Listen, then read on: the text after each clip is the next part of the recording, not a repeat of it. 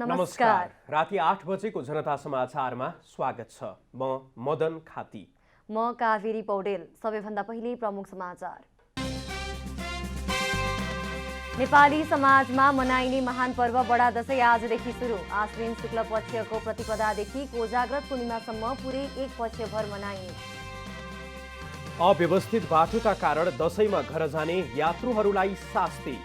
लामो जामका कारण सर्वसाधारण शास्ति भोग्न बाध्य। नेकपा एकीकृत समाजवादीले सरकारमा जाने मन्त्रीको नाम आज पनि टुङ्गो लगाउन सकेन। मन्त्रीको नाम केन्द्रीय सचिवालयले सिफारिस गर्ने। अफ्रिकी देशहरूमा मलेरिया विरुद्धको खोप डब्ल्युएचओद्वारा स्वीकृत। खोप मलेरिया नियन्त्रणका लागि कोसेढुङ्गा साबित हुने विश्वास। र पोखरा राइनो जिपिएल टी20 क्रिकेटको फाइनलमा प्रवेश। फाइनलमा चितवन टाइगर्ससँग प्रतिस्पर्धा गर्ने।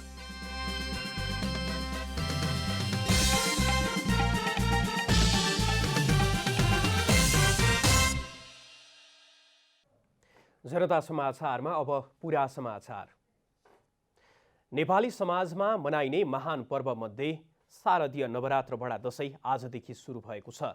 आश्विन शुक्ल पक्षको प्रतिपदादेखि कोजाग्रत पूर्णिमासम्म पुरै एक पक्षभर मनाइने यस पर्वको प्रथम दिनमा घटस्थापना गरी भगवती दुर्गा भवानीको आराधना थालिन्छ। नेपाली समाजमा मनाइने महान पर्व बडा दशैंको प्रथम दिन घर घरमा भगवती दुर्गा भवानीको प्रथम रूप माता शैलपुत्रीको पूजाआजा गरिन्छ। हिमालय पर्वतकी छोरीका रूपमा प्रादुर्भाव भएकी देवी शैलपुत्रीको पूजा गर्नाले माता प्रकृति प्रसन्न भई सहज समृद्धि प्राप्त हुने शास्त्रहरूमा उल्लेख छ। माता शैलपुत्रीको पूजाआजाका लागि भक्तजनहरू बिहानैदेखि मुलुकका विभिन्न देवी मन्दिरहरूमा भेला भएका छन्। आजै काठमाडौँको हनुमान ढोकाका साथै देशैभरका शक्तिपीठ देवी मन्दिर दशैंघर तथा घर घरमा विशेष विधिपूर्वक घटस्थापना गरी जौ गहुँ मकैको जमरा राखिन्छ। हामीले दियो कलश गणेश स्थापना गरेर एवा रोपण अथवा जौ रोपेर शुभ सायतमा जौ रोपेर माँ काली माँ लक्ष्मी माँ सरस्वती भगवतीको चाहिँ हामीले आराधना गर्दछौँ। र हाम्रो यो हनुमान ढोका दरबार दशैंघर परम्परागतदेखि नै चलिआएको छ। जब पृथ्वीनारायण शाहले काठमाडौँ उपत्यका आक्रमण गर्नुभयो, कीर्तिपुरलाई जित्नुभयो, काठमाडौँलाई जित्नुभयो, जितिसकेपछि उहाँले माँ काली माँ लक्ष्मी सरस्वती माँ दुर्गाको चाहिँ गोर्खा दरबारबाट भगवतीको चाहिँ एउटा प्रतीकको रूपमा ल्याएर हनुमान ढोका दरबार दशैंघरमा स्थापना गर्नुभएको थियो। घटस्थापनादेखि सञ्चार माध्यम तथा सार्वजनिक स्थलमा वीर रसमा आधारित मालश्री धुन बजाउन थालिन्छ।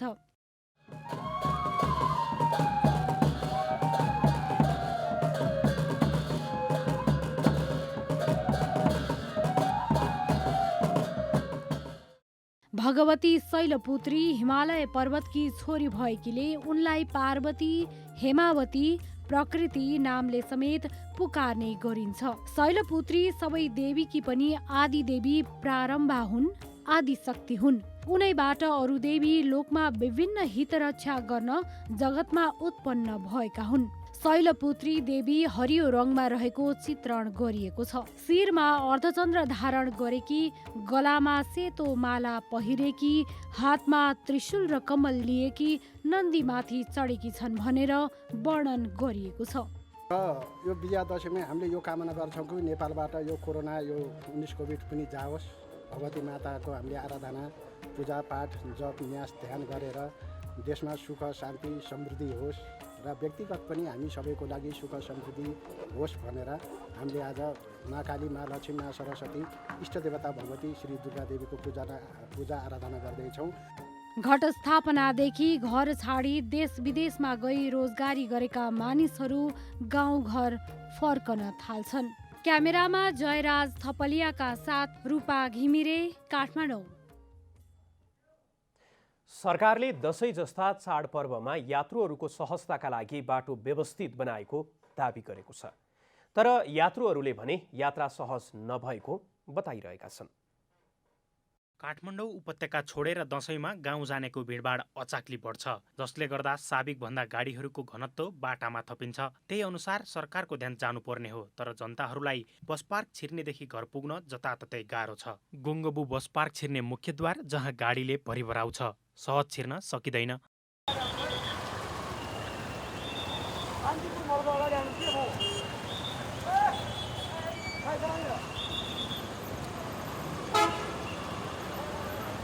दशैंमा घर जाने भिडभाडले बस पार्कभित्रको ट्याक्सी स्ट्यान्डमा समेत अचाक्ली भिडभाड छ।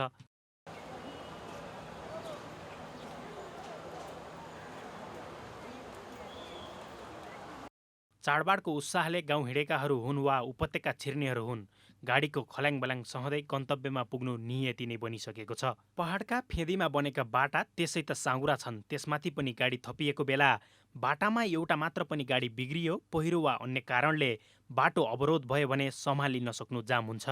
म ककरबाट धेरै टाइम लाग्यो नि जामले गर्दाखेरि। उसमा सुरुङ मार्ग भयो, उता बाटो थुप्रै बिग्रिएको छ कि बाटोहरू, फिसलिङ त्यहाँ बिग्रिएको छ। अनि यो तपाईँको ठाउँ ठाउँमा बिग्रिएको छ बाटोहरू।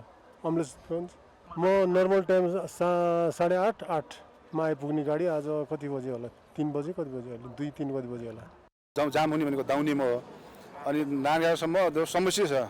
नागारदेखि त अलिक हाल छ यतातिर, नागारसम्म बर्गादेखि नागारसम्म तपाईँको समस्या छ धेरै। 2-4 गर्ने काम 3 गर्ने छिटो हुन्छ, 4 गर्ने झन् छिटो हुन्छ। त्यसलाई तुरुन्त हटाउने कोसिस गर्नु पऱ्यो क्या। अनि त्यसलाई एउटा डोजर लागेको हुन्छ, तपाईँ दिनभरि त्यही लगाइदिन्छ, अनि जाम त्यतिकै बढिहाल्छ नि। अब यताको गाडी उता रोकिन्छ, अनि तपाईँको यो 3 घन्टा जाम, 1 घन्टा जाम भयो भने तपाईँ कत्रो लामो जाम हुन्छ। त्यसलाई चाहिँ तपाईँ एउटा जेसीबी फाल्ने ठाउँमा पनि 3-4 जेसीबी लगाइदियो भने त तपाईँ आधी घन्टा 1 घन्टा फालिसक्यो भने तपाईँको जाम त हुँदैन नि, बाटो क्लियर हुन्छ।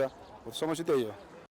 सरकारले अन्य बेलामा नभए पनि दशैं जस्तो चाडपर्वमा तयारी गरेको बताउने गरे पनि बाटामा लामो जाम भोग्नु परेको सर्वसाधारण बताउँछन्। कञ्चनपुरबाट आएको बाटोको अवस्था भन्दाखेरि निर्माण कार्य नै भइरहेछ, गाडीहरू जाम, ट्राफिक अव्यवस्थित भएर हो कि किन हो। बाटोको हामी हिजो 2 बजे हिँडेको मान्छेहरूले कति बजे भर्खर 3 बज्न लागिहाल्यो। 24-25 घन्टाको यात्रा भनेपछि हामी 12-13 घन्टा नै यात्रा गर्थ्यौँ। बाटोको अवस्था खड्डा खुड्डी त्यत्तिकै छन्, आउनै गाह्रो छ, पहिला जस्तो छैन।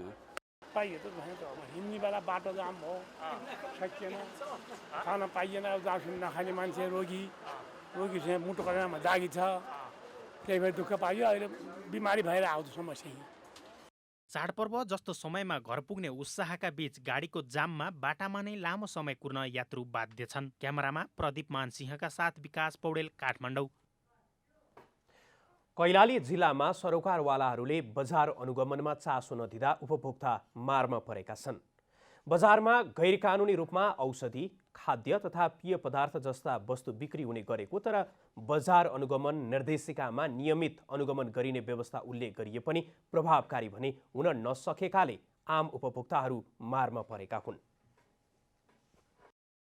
कैलाली जिल्लामा बजार अनुगमन नहुँदा उपभोक्ता मारमा परेका छन्। हुन त अनुगमनको सम्पूर्ण जिम्मेवारी स्थानीय तहलाई छ, तर प्रभावकारी अनुगमन भने हुन सकेको छैन। अहिले बजारमा म्याद गुज्रिएको सामान उल्लेख्य परिणाममा भए पनि अनुगमन नहुँदा उपभोक्ता ठगिएका छन्। मूल्य वृद्धि आकाशिएको छ। मनोमानी ढङ्गले चाहिँ कपडामा होस्, दैनिक उपभोग्य सामानमा होस्, त्यो मूल्य चाहिँ मनोमानी ढङ्गबाट निर्धारण गरेर लिइराखेको अवस्था छ र गुणस्तरहीन सामानहरू, म्याद नागेका सामानहरू पनि छ्यापछ्याप्ती बजारमा भेटिन्छ। जिल्ला प्रशासन कार्यालय कैलालीका सूचना अधिकारी शिवराज जोशीले दशैं, तिहार र छठ जस्ता महान चाडहरूमा खपत र माग बढ्ने भएकोले बजारमा विभिन्न सामग्रीहरूको मूल्य वृद्धि हुन सक्ने बताउनुभयो। उहाँले यसलाई ध्यानमा राखेर संयुक्त अनुगमन टोली बनाएर बजार अनुगमन गरिरहेको बताउनुभयो। महान चाडहरूमा डिमान्ड बढ्ने, खपत पनि बढ्ने अवस्थामा बजारमा चाहिँ कालोबजारी हुन सक्ने, मूल्य वृद्धि हुन सक्ने र यही मौका छोपेर यदाकदा चाहिँ नि अखाद्य पदार्थका वस्तुहरू पनि बिक्री हुन सक्ने सम्भावनालाई चाहिँ मध्यनजर गरेर अहिले हामीले चाहिँ नि सबै क्लस्टरहरू सहितको एउटा चाहिँ संयुक्त अनुगमन टोली गठन गरेर हामी नियमित रूपमा चाहिँ यसलाई अनुगमन गर्ने भनेर एउटा योजना बनाएर निस्केका पनि छौँ। उपभोक्ता हित संरक्षण शाखा धनगढी उपमहानगरपालिकाका संयोजक योगेन्द्र बहादुर चन्दले स्थानीय तहहरूले बजार अनुगमन निर्देशिका बनाएर संयुक्त रूपमा अनुगमन गरिरहेको बताउनुभयो। उहाँले वस्तु वा सेवा प्रदायक व्यवसायको दर्ता, नवीकरण, आपूर्ति, मूल्य, नापतौल, विज्ञापन लगायत व्यापारिक क्रियाकलापको नियमित तथा आकस्मिक अनुगमन गर्न अनुगमन टोली गठन गरेर अव्यवस्थित पसलहरूलाई व्यवस्थापन गरेको पनि बताउनुभयो। जिल्ला प्रशासन कार्यालय, जिल्ला प्रहरी कार्यालय अनि वाणिज्य तथा उपभोक्ता हित संरक्षण कार्यालयले नेतृत्व गर्ने अनि खाद्य गुण प्रविधि नियन्त्रण कार्यालय अनि नापतौल कार्यालय अनि प्रदेश उपभोक्ता हित संरक्षण कार्यालय मिलेर जाने गर्थ्यौँ। कैलालीका प्रमुख जिल्ला अधिकारी खगेन्द्र प्रसाद रिजालले अब दैनिक रूपमा बजार अनुगमन गरिने बताउनुभयो। उहाँले भारतबाट नेपाल भित्रिने नाका भएको र कोरोनाको जोखिम कायमै रहेको भन्दै व्यवसायी तथा आम नागरिकहरूलाई स्वास्थ्यका मापदण्डको पालन गर्न सुझाव दिनुभयो। सकेसम्म चाहिँ नि भिडभाड गरेर सपिङमा नजान, गए सपिङमा जानै पर्ने हो भने मास्क अनिवार्य रूपमा लाउन, सेनिटाइजर अनिवार्य रूपमा चाहिँ प्रयोग गर्न र व्यापारीहरूलाई पनि आफ्नो पसलमा आफ्नो चाहिँ डिपार्टमेन्ट स्टोर के छ त्यहाँ चाहिँ आफ्नो पसलमा चाहिँ स्वास्थ्य सुरक्षाका मापदण्ड चाहिँ अनिवार्य रूपमा पालन गर्नुको लागि सेनिटाइजरको अनिवार्य रूपमा व्यवस्थापन गर्नुको लागि म चाहिँ आर्थिक आग्रह गर्न चाहन्छु। र स्थानीय तह, खाद्य प्रविधि तथा गुण नियन्त्रण डिभिजन, घरेलु तथा साना उद्योग विकास समिति, कर कार्यालय, जिल्ला प्रशासन, वाणिज्य सङ्घ लगायत पछिल्लो समय अनुगमन कार्यमा मौन रहेको उपभोक्ताहरूको गुनासो छ। धनगढी बजार क्षेत्रमा खाद्यान्नमा अखाद्य वस्तु मिसावट हुने गरेको, दालमा ढुङ्गा, तिलमा कनिकालाई रङ्गाएर मिसाइएको, मिति नागेका प्याकेटका खानेकुरा तथा चिसो पेय पदार्थ अत्याधिक पाइने गरे पनि सम्बन्धित पक्षले चासो नदिएको स्थानीयको गुनासो छ। काठमाडौँ उपत्यकामा दशैं लक्षित खसी बोका भित्रन थालेका छन्। कोरोना संक्रमणको जोखिम कम भएसँगै खसी बोका किन्नेको भिड बढ्न थालेको हो। कोरोना संक्रमण फैलिनु अघिका वर्ष झैं पर्याप्त मात्रामा खसी बोका नआएको कारण मूल्यमा वृद्धि भएको छ। हिमाली जिल्लाबाट आउने च्याङ्ग्राहरू पर्याप्त नआए पनि खसी बोकाहरू काठमाडौँका मुख्य बजारमा आउन थालेको छ। काठमाडौँ भित्रिने पशु चौपायको स्वास्थ्य परीक्षण गरेर मात्र ल्याइने व्यवसायीले बताएका छन्।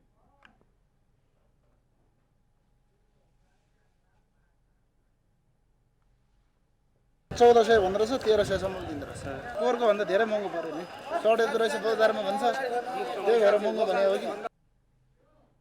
अघिल्ला वर्षहरूमा जिउँदो च्याङ्ग्रा साथ 800 रुपैयाँमा पाइने अहिले 1300-1400 रुपैयाँ मूल्य पर्न थालेको किन्न आउने उपभोक्ताहरूले गुनासो गरेका छन्। नेपालमा आउने च्याङ्ग्रा हिमाली जिल्लाको साथै मित्र राष्ट्र चीनको सीमावर्ती गाउँबाट पनि आउँछ। कोरोना संक्रमणको जोखिमका कारण सीमा नाका नखुल्दा च्याङ्ग्राको मूल्य बढेको छ। हाम्रो यो धार्केको चाहिँ खाने खोलामा स्वास्थ्य परीक्षण हुन्छ, नागढुङ्गा नि स्वास्थ्य परीक्षण भएर छिर्छ। तपाईँको अब यो टिकापुरहरू हुन्छ नि, त्यहाँ पनि स्वास्थ्य परीक्षण भएर हुन्छ। धादिङबाट, नौकोटबाट सबै स्वास्थ्य परीक्षण भएर। काठमाडौँमा अहिले मकवानपुर, धादिङ, गोर्खा तथा रसुवाको दक्षिण भेग र नुवाकोटबाट खसी बोका आउन थालेको छ। जिउँदो खसी बोका सड दरमा 700 रुपैयाँदेखि 800 रुपैयाँमा बिक्री भइरहेको व्यवसायीले बताएका छन्। हाम्रो यो तालुङ अनि धादिङ अनि डाँडापासबाट आउँछ।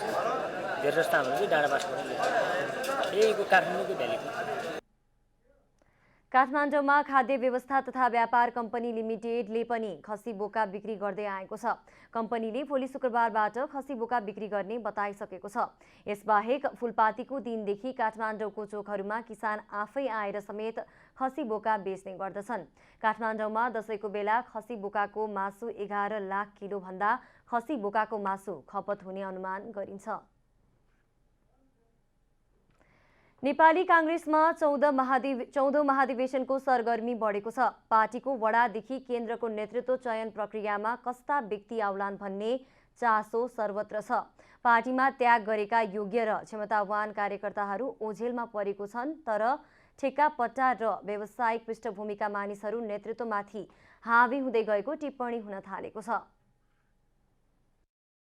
नेपाली काङ्ग्रेस 14औं महाधिवेशनको सङ्घारमा छ। 14औं महाधिवेशनमा ओडादेखि जिल्लासम्म कस्ता व्यक्तिले नेतृत्व गर्ने वा चुनाव जित्दैछन् भन्ने कुरा पनि महत्वपूर्ण रहेको छ। पार्टीभित्र पुराना निष्ठावान कार्यकर्ता होइन कि गाँठवाला ठेक्कापट्टा गर्ने ठेकेदार र व्यवसायीहरूको पार्टीमा हाली मुहाली बढेको छ। पार्टीको शीर्ष नेतृत्वले पनि इमान्दार निष्ठावान कार्यकर्तालाई भन्दा पनि पैसा खर्च गर्न सक्ने कार्यकर्तालाई चुनावमा टिकट दिने गरेका छन्। काङ्ग्रेसका संस्थापक नेता बीपी कोइरालाले भने जस्तै पार्टीभित्र सुकिला मुखिलाले काङ्ग्रेसको नेतृत्व लिने र पार्टीका लागि मरिमेट्ने योद्धाहरू पछि परे जस्तै अहिले त्यस्तै भइरहेको प्रजातन्त्र सेनानी तिलक प्रकाश कायस्थले बताउनुभयो। प्रजातन्त्रको रक्षाका लागि इमान्दार कार्यकर्ताले सुकिला मुखिलाहरूको विरुद्धमा आन्दोलनको झण्डा उठाएपछि मात्रै पार्टीका लागि आफ्नो जीवन सुम्पिएकाहरूले पार्टीमा स्थान पाउने अवस्था आएको कायस्थले बताउनुभयो। इमान्दार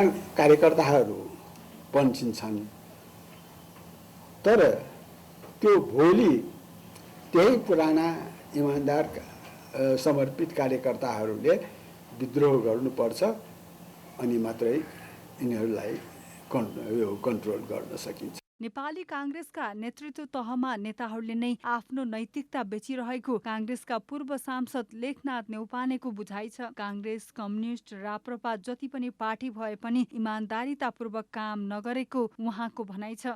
काङ्ग्रेस भन्नुहोस्, कम्युनिस्ट भन्नुहोस्, राप्रपा भन्नुहोस्, जति पार्टी छ इमान्दारीपूर्वक काम गरेको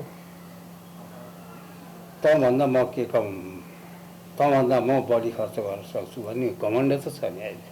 स्वार्थ समूहले पार्टी र सरकार दुवै चलाइरहेकाले आम कार्यकर्ताले सुकिला मुकिलाबाट अपमानित महसुस गरिरहेको राजनीतिक विश्लेषक डाक्टर विनोद भट्टराईको भनाइ छ। पार्टीमा इमान्दार भएर लागेको जेल गएकाहरू अनि पार्टीको चुनावै लड्न नसक्ने अवस्थामा पुगेको बताउनुहुन्छ। चुनाव लड्न सक्ने स्थितिमा छैन, पैसा छैन, ऊ छैन, चुनाव लड्नु पर्यो भनेदेखि सारा भएको घर खेत जम्मै बेच्नुपर्ने स्थिति छ। त्यसले पैसा कमाउन सकेन, जो जेल गए, त्यसले मेहनत गरे, त्यसले पार्टीलाई यो स्थितिमा लिएर आए, तिनीहरू अत्यन्त गरिब स्थितिमा छन्। कसले जित्छ त? त्यही माफियाको भाइले जित्ला, त्यही तस्करको चाहिँ दाइले जित्ला, तस्करले फलानुलाई उठाइरहेको हुन्छ, त्यसले जित्ला।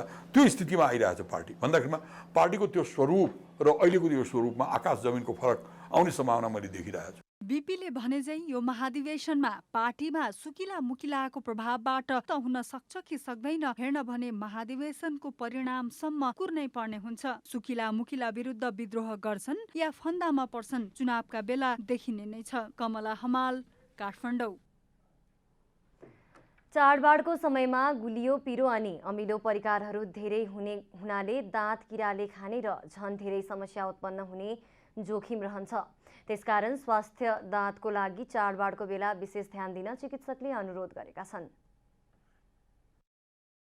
राम्रो खाने, नराम्रो खाने, राम्रो बोल्ने, नराम्रो बोल्ने सबै कुरा मुखकै काम भएकाले मुखलाई मूलद्वार र ऐना समेत भन्ने गरिन्छ। नेपालीहरूको महान चाड दशैं नजिक भएसँगै मानिसहरू स्वादिष्ट खानपानमा रमाउन थालेका छन्। खानपानमा मात्र रमाउने र स्वास्थ्यको ख्याल नगर्नाले मानिसहरूको दाँतमा झन धेरै समस्या देखा पर्न थालेको छ। चाहिने भन्दा बढी चिल्लो, गुलियो अनि नुनले मानिसको मुखमा नराम्रो असर पारेको छ। अझ बच्चाहरूले चाहिने भन्दा बढी मिठाई खानाले उनीहरूको दाँत किराले खाने, धेरै दुख्ने समस्या भएको पाइएको छ भने ठूला मानिसहरू समेत चाडबाडका समयमा जाँड रक्सी धेरै सेवन गर्ने र मुखले नै बोतलहरूको बिर्को खोल्नाले उनीहरूको मुखमा समेत समस्या देखा पर्ने गरेको दन्त विशेषज्ञ सुभाष घिमिरेले बताउनुभयो।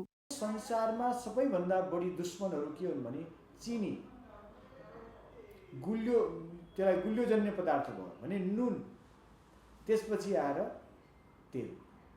यसले तपाईँको सम्पूर्ण शरीरलाई ध्वस्त पारेछ भने यी तीनै चिज चाडबाडमा बढी हुन्छ हो, जसले गर्दाखेरि तपाईँको मुख स्वास्थ्यलाई पनि यसले धाराशाही बनाउँछ र शरीरलाई पनि धाराशाही बनाउँछ। अरू बेला के राख्नुपर्ने दाँतको ख्याल चाडबाडका बेला विशेष ध्यान दिन आवश्यक छ। चाडबाड भन्ने बित्तिकै धेरै खान हुँदैन। मुखको व्यायाम समेत गर्न डाक्टर घिमिरेको सुझाव छ। हामीले मुख स्वास्थ्यको केयर गर्यौँ भने हामी सम्पूर्ण रूपमा स्वस्थताको बोनस प्राप्त गर्ने चिजमा सामान्य चिजको हामी केयरफुल हुँदाखेरि हामी ठुला ठुला रोगबाट बच्न सक्छौँ, ठुला ठुला समस्याबाट बच्न सक्छौँ। त्यसकारणले गर्दा सानैदेखि, बच्चैदेखि यी नराम्रा चिजहरूलाई त्याग्ने बानी बसालौँ, राम्रा चिज बसाल्न सुरु गरौँ, बानी बसाल्न सुरु गरौँ। बच्चाहरूलाई पनि घरमा मैले त खान पाइनँ भने ठुल्ठुला चक्लेटका बक्सहरू नल्याइदिनु। दाँत उपचारको खर्च अलि धेरै नै लाग्ने कारणले बेलैमा होस पुर्याउनु पर्दछ। किरा लाग्दा झन् धेरै दाँत दुख्ने र निकै नै असर गर्ने हुँदा विशेष गरी चाडबाडका समयमा खानपानमा ध्यान दिनुपर्ने कुरा सर्वसाधारणहरू बताउँछन्। हामीले एकदम चिल्लो पिरोहरू त्यो धेरै नुनिलोहरू अमिलोहरू खान्छ अनि त्यसलाई चाहिँ अलिक कन्ट्रोल गर्नुपर्छ। खाए भने पनि खाइसकेपछि राम्ररी कुल्लाहरू गर्ने होइन, आफ्नो माउथलाई चाहिँ एकदम ओरल हाइजिन चाहिँ एकदम मेन्टेन गर्ने, किनभने दाँतको समस्या धेरै गाह्रो हुँदो रहेछ। खर्च साथसाथ आफ्नो समय सबै कुरा अनि परिवारलाई सबैलाई नै ह्याम्पर हुँदो रहेछ। दशैं जस्तो चाडबाडमा स्वाभाविक रूपमा खानपान बढ्छ, त्यतिकै रूपमा दाँत माझ्ने वा वैकल्पिक सुरक्षाका उपायहरू अपनाएर दाँतको ख्याल गर्नु आवश्यक छ। क्यामेरामा साजन थापाका साथ यशोदा चौलागाईको रिपोर्ट। नेपाल कम्युनिस्ट पार्टी एकीकृत समाजवादी पार्टीले सरकारमा जाने मन्त्रीको नाम आज पनि टुङ्गो लगाउन सकेन। नेकपा एकीकृत समाजवादी पार्टीको काठमाडौँमा बसेको स्थायी समितिको बैठकले सरकारमा जाने मन्त्रीको नाम टुङ्गो लगाउने अपेक्षा गरिएको थियो। बैठकपछि सञ्चारकर्मीहरूसँग बोल्दै प्रवक्ता जगन्नाथ खतिवडाले भोलि बस्ने पार्टी केन्द्रीय सचिवालयको बैठकले सरकारमा जाने मन्त्रीको नाम सिफारिस गर्ने समझदारी बनेको जानकारी दिनुभयो। हामीले प्राप्त गरेका 4वटा मन्त्रालयहरू छन् र त्यसमा हामीले 5 जना मन्त्रीहरू पठाउनेछौँ। मन्त्रीहरूको नाम भोलि बस्ने केन्द्रीय सचिवालयको बैठकले निर्णय गर्नेछ। अब सबै दलहरूले आफ्नो नाम फाइनल गर्ने टुङ्गो भोलिसम्म छ, सम्भवतः भोलि बेलुका या पर्सिसम्ममा गरिसकिन्छ। सत्ता साझेदार दलहरू बीच मन्त्रालय भागबण्डा मिलाउँदा जनतासँग प्रत्यक्ष जोडिने मन्त्रालय नपाएको भन्दै नेकपा एकीकृत समाजवादीले असन्तुष्टि जनाउँदै आएको छ। अहिले भएको सहमति अनुसार नेकपा एकीकृत समाजवादी पार्टीले शहरी विकास मन्त्रालय, स्वास्थ्य तथा जनसङ्ख्या मन्त्रालय, संस्कृति पर्यटन तथा नागरिक उड्डयन मन्त्रालय र श्रम रोजगार तथा सामाजिक सुरक्षा मन्त्रालय पाउने छ भने एक राज्य मन्त्री राख्न पाउनेछ। त्यस्तै स्थायी समितिको बैठकले पार्टीको विभिन्न विभागमा रहने पदाधिकारी र सङ्ख्याको टुङ्गो लगाएको छ। पार्टीको अनुशासन आयोग, निर्वाचन आयोग र लेखा आयोगमा अध्यक्ष, उपाध्यक्ष र सचिव रहने गरी 25 सदस्य रहने निर्णय गरेको छ। त्यस्तै बैठकले पार्टी पदाधिकारीमा 4 जना नेताहरूलाई मनोनयन गरेको छ। उपमहासचिवमा जगन्नाथ खतिवडा र सचिवहरूमा गरिमा शाह, जीवनराम श्रेष्ठ र वाग्वत विश्वासलाई मनोनयन गरिएको छ। यस्तै स्थायी समितिको बैठकले बेदुराम भुसालको नेतृत्वमा रहने 5 सदस्यीय केन्द्रीय कार्यालय र 11 सदस्यीय केन्द्रीय सचिवालय बनाउने निर्णय गरेको छ। केन्द्रीय सचिवालयलाई स्थायी समितिको बैठक बस्न नसकेको अवस्थामा सचिवालयले गर्ने निर्णयलाई आधिकारिकता दिने निर्णय गरेको प्रवक्ता खतिवडाले जानकारी दिनुभएको छ। बैठकले पार्टी संरचनाको विभिन्न निकायमा रहने पदाधिकारी र सङ्ख्यालाई पनि टुङ्गो लगाएको छ। जिल्ला कारागार ओखलढुङ्गाको भवन पुनर्निर्माण नहुँदा कैदीबन्दी र कर्मचारीले समेत समस्या भोग्नु परेको छ। लामो समयदेखि कारागारको संरचना जीर्णोद्धार नहुँदा कैदीबन्दीलाई त समस्या छ नै, कार्यालय सञ्चालनमा समेत कठिनाई उत्पन्न भएको छ। जिल्ला कारागार ओखलढुङ्गाको भवन पुनर्निर्माण नहुँदा कैदीबन्दी लगायत कार्यालय सञ्चालनमा समेत समस्या हुँदै आएको छ।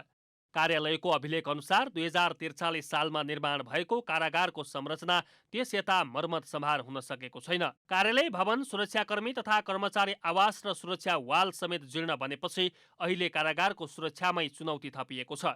अब सुरक्षा वालहरू सबै जीर्ण चाहिँ भत्किसकेको, अति जीर्ण छन्। सुरक्षाकर्मीलाई बस्नको लागि हजुरको चाहिँ आवास छैन, उहरू के अरे सुरक्षा गर्नको लागि बुर्जाहरूको अपर्याप्त छ। कारागारहरू एकदम खुल्ला छ, कारागारको सिमाना सबै खुल्ला छ। अनि स्थानीय व्यक्तिहरू पनि हामी वर्षौँदेखि हिँड्दै आएको, हिँड्न पाउनुपर्छ भन्ने उहाँहरूको चाहिँ माग छ एउटा।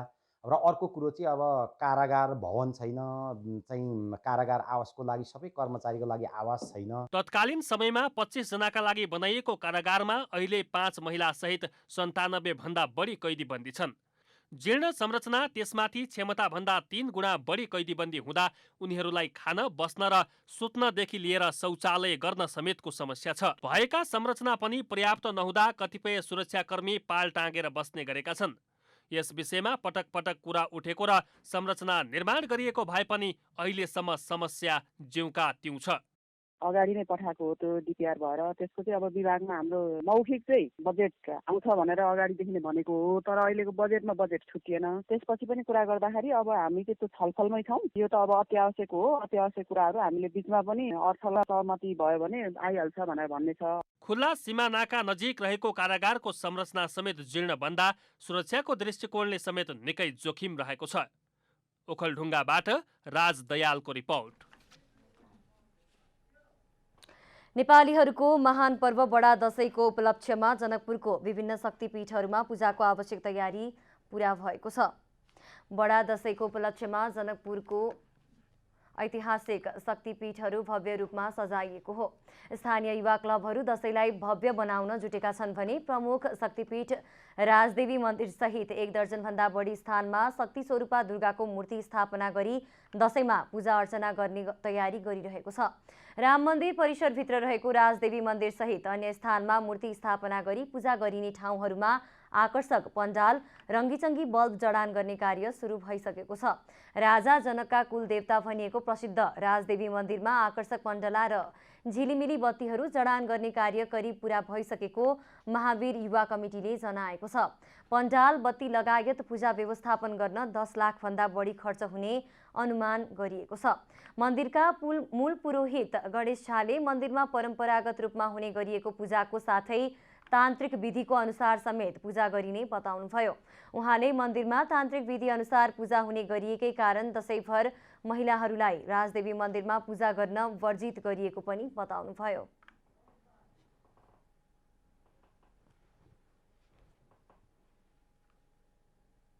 राजदेवी मन्दिरमा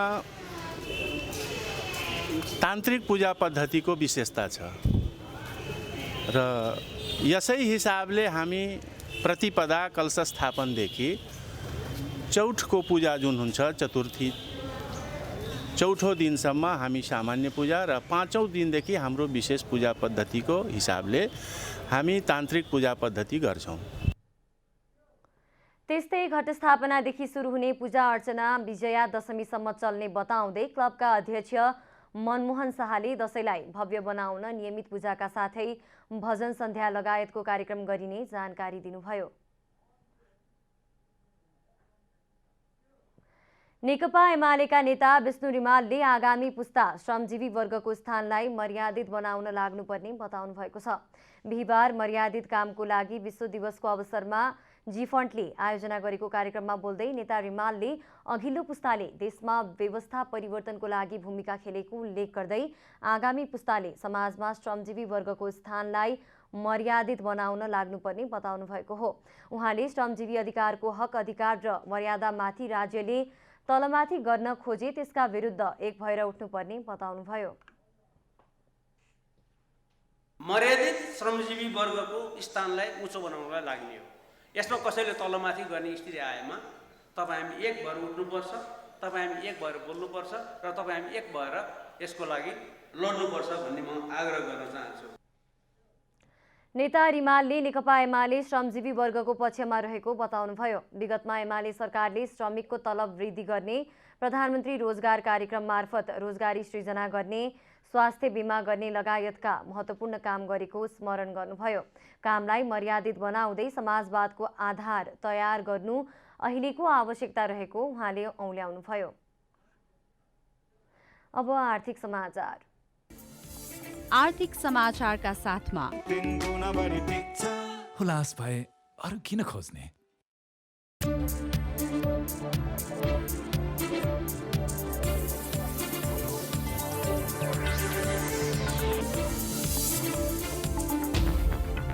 विश्व बैंकले सन् 2022मा नेपालको आर्थिक वृद्धि 3.9% हुने प्रक्षेपण गरेको छ। विश्व बैंकले नेपालको अर्थतन्त्रमा कोरोना विरुद्धको खोप प्रभावकारी देखिएको जनाउँदै यसले नेपालको अर्थतन्त्रका साथै पर्यटन क्षेत्र पनि विस्तारै बढ्दै गएको आधारमा आर्थिक वृद्धिमा सुधार हुने जनाएको हो। कोरोना महामारी पछि नेपालको पर्यटन क्षेत्र विस्तारै मजबुत बन्दै जाने विश्व बैंकको प्रक्षेपण रहेको छ। कोरोना महामारी पछि कोरोनाको खोप सुरु गर्ने पहिलो सार्क देश नेपाल पनि हो। आफ्ना नागरिकलाई सरकारले समयमा नै कोरोना विरुद्धको खोप उपलब्ध गराएका कारण आर्थिक पुनरुत्थान हुने देखिएको छ। विश्व बैंकको प्रक्षेपण अनुसार दक्षिण एसियाको आर्थिक वृद्धि 7.1% हुने सम्भावना देखिएको छ।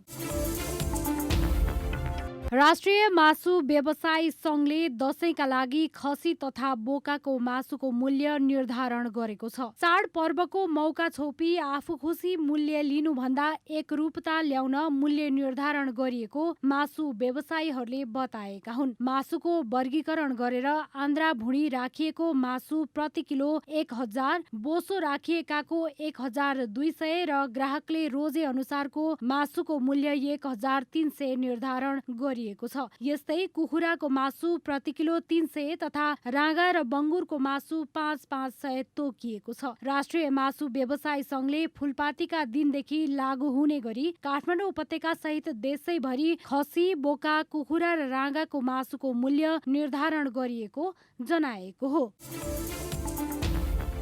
अमेरिकी डलरको भाउ 6 महिना यताकै उच्च बिन्दुमा पुगेको छ। बिहीबार 1 डलरको मूल्य नेपाली 120 रुपैयाँ 27 पैसा पुगेको छ। बुधबारको तुलनामा एकै दिन डलरको भाउ 85 पैसाले बढेको हो। 2078 वैशाख 13 गते 120 रुपैयाँ 32 पैसासम्म पुगेको डलर त्यस यता निरन्तर घटिरहेको थियो। डलरको भाउ यही बीचमा 116 रुपैयाँ 21 पैसासम्म पुगेको थियो। बीचमा लामो समय डलरको भाउ कम हुँदा विदेशमा काम गर्ने नेपालीहरू रेमिटेन्स पठाउन निरुत्साहित भएका थिए। यही कारण पनि साउनमा रेमिटेन्स 15 अर्ब हाराहारीले घटेको थियो। पछिल्लो 2 साता यता डलरको भाउ बढ्न थालेको हो।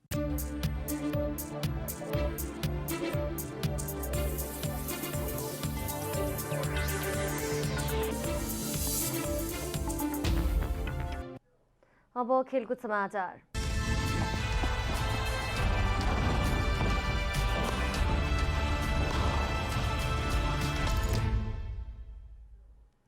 पोखरा राइनोज चौथो संस्करणको Everest premier league EPL T20 क्रिकेटको फाइनलमा प्रवेश गरेको छ। टियु क्रिकेट मैदानमा बिहीबार भएको दोस्रो क्वालिफायरमा भैरहवा ग्ल्याडिएटर्सलाई 7 विकेटले पराजित गर्दै पोखरा उपाधि नजिक पुगेको हो। भैरहवाले दिएको 120 रनको लक्ष्य पोखराले 18 ओभर 2 बलमा मात्र 3 विकेट गुमाएर पूरा गर्यो। पोखराको जितमा सहन आर्चा चिगेले अभिजित रहँदै 53 रनको अर्धशतकीय इनिङ्स खेलेका छन्।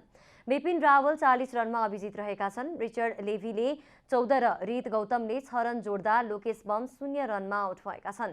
भैरहवाका लागि कप्तान शरद भेस्वाकरले अभिजित रहँदै सर्वाधिक 32 रन बनाएका छन्। त्यस्तै आरिफ शेख 27, रोहित पौडेल 18, प्रदीप ऐरी 11, उपुल थरङ्गा 10, धमिका प्रसाद 4, सर्भिन मुनियान्डी 3 र कुशल मल्लले 1 रन बनाएका छन्। पोखराको किशोर महतो र सहन आर्चा चिगेले समान 2-2 विकेट हात पार्दा नन्दन यादव र अशेला गुरारत्नले 1-1 विकेट लिएका छन्। अब पोखराले फाइनलमा चितवन टाइगरसँग शनिबार प्रतिस्पर्धा गर्नेछ। अब मौसम समाचार।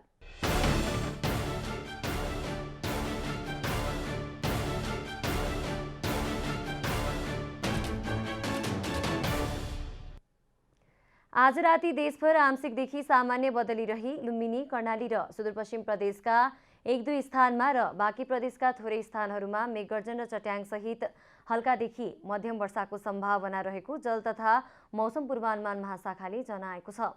अब देशभरका विभिन्न स्थानका मौसम सम्बन्धी थप विवरण।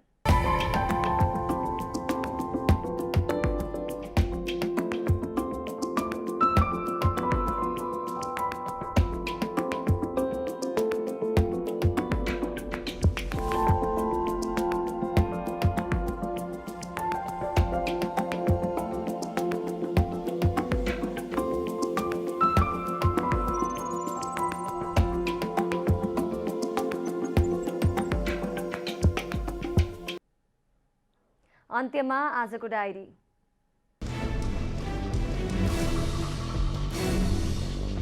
नेपाली समाजमा मनाइने महान पर्वमध्ये शारदीय नवरात्र बडा दशैं आजबाट सुरु भएको छ। आश्विन शुक्ल पक्षको प्रतिपदादेखि कोजाग्रत पूर्णिमासम्म पुरै एक पक्षभर मनाइने यस पर्वको प्रथम दिनमा घटस्थापना गरी आद्य शक्ति भगवती दुर्गा भवानीको आराधना गरिन्छ। नेकपा एकीकृत समाजवादीका अध्यक्ष माधव कुमार नेपालले नेकपा एमालेका नेता केपी शर्मा ओली सबै हिसाबले कम्युनिस्ट आन्दोलन र आदर्शबाट च्युत भइसकेको आरोप लगाउनु भएको छ। आज नेकपा एमाले नेता भानुभक्त जोशीलाई पार्टीमा प्रवेश गराउँदै अध्यक्ष नेपालले नेता जोशीलाई नेकपा एकीकृत समाजवादीको स्थायी कमिटी सदस्यमा लैजाने समेत घोषणा गर्नुभयो। काठमाडौँ उपत्यकामा दशैं लक्षित खसी बोका भित्रिन थालेको छ। कोरोना संक्रमणको जोखिम कम भएसँगै खसी बोका किन्नेको भिड बढ्न थालेको छ। पर्याप्त मात्रामा खसी बोका नआएका कारण मूल्यमा वृद्धि भएको छ। हिमाली जिल्लाबाट आउने च्याङ्ग्राहरू पर्याप्त नआए पनि खसी बोकाहरू काठमाडौँका मुख्य बजारमा आउन थालेको छ। काठमाडौँभित्र नै पशु चौपायाको स्वास्थ्य परीक्षण गरेर मात्रै ल्याइने व्यवसायीहरूले बताएका छन्। विश्व स्वास्थ्य संगठन डब्ल्युएचओले अफ्रिकी देशहरूमा मलेरिया विरुद्धको खोपलाई स्वीकृति दिएको छ। डब्ल्युएचओले खोपको स्वीकृतिलाई ऐतिहासिक सफलता भनेको छ। धेरै वर्षको प्रयासपछि तयार पारिएको यो खोपको स्वीकृतिसँगै अफ्रिकी मुलुकका बालबालिकाहरूले घातक रोग मलेरिया विरुद्धको खोप लगाउन पाउने भएका छन्। पोखरा राइनो चौथो संस्करणको एभरेस्ट प्रिमियर लिग इपिएल टी20 क्रिकेटको फाइनलमा प्रवेश गरेको छ। बिहिबार भएको दोस्रो क्वालिफायरमा भैरवा ग्ल्याडिएटर्सलाई 7 विकेटले पराजित गर्दै पोखरा उपाधि नजिक पुगेको हो। अब पोखराले फाइनलमा चितवन टाइगर्ससँग शनिबार प्रतिस्पर्धा गर्नेछ।